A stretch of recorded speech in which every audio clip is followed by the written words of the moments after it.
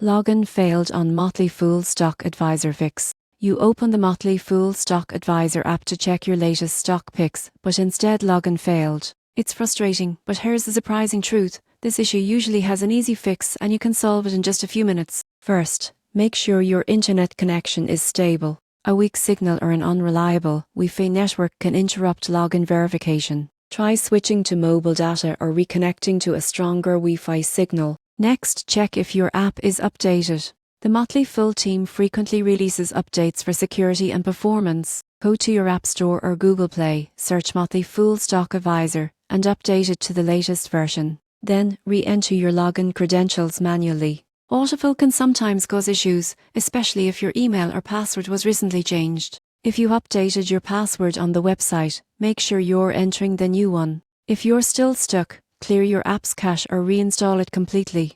On Android, go to Settings Apps Motley Fool Storage Clear Cache. On iPhone, uninstall and reinstall the app.